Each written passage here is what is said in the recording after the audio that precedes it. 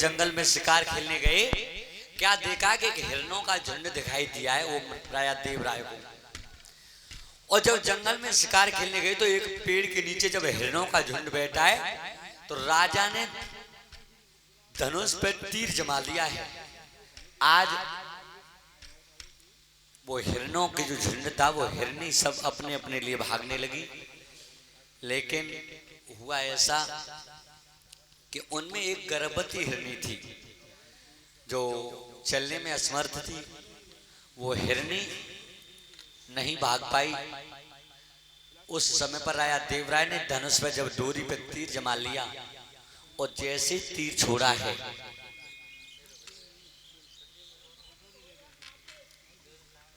वो हिरनी के झुंड में जैसे तीर को छोड़ दिया वो हिरनी की काया में जाकर के लग गया। आज वो गर्भवती हिरनी अचेत अवस्था में पड़ी हुई और आज राजा के लिए और श्राप लगा गई थी।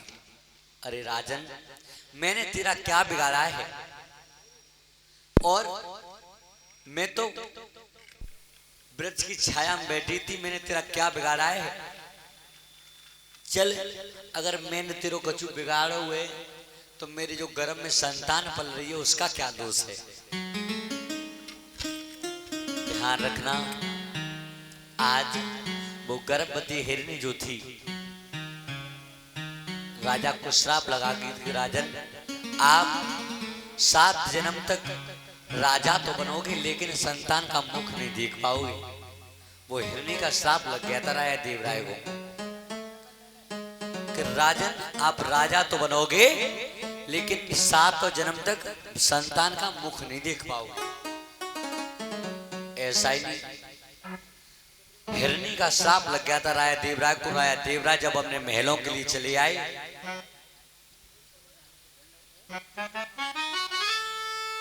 जब अपने महलों के लिए चले गए अपने राजकाज में लग गए थे राजन।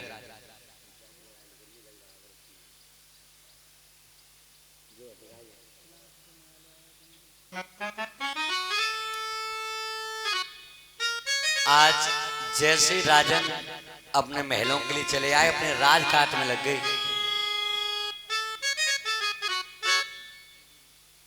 समय का चक्र चलता रहा।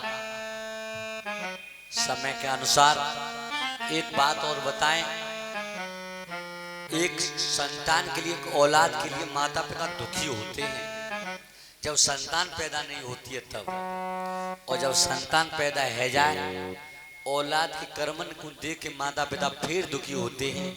ऐसे औलाद को 7 जन्म नरक भोगना पड़ता है।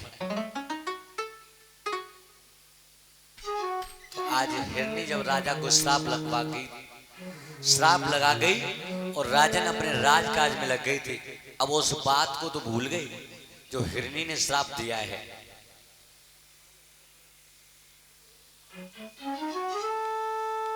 जब तक भगवान को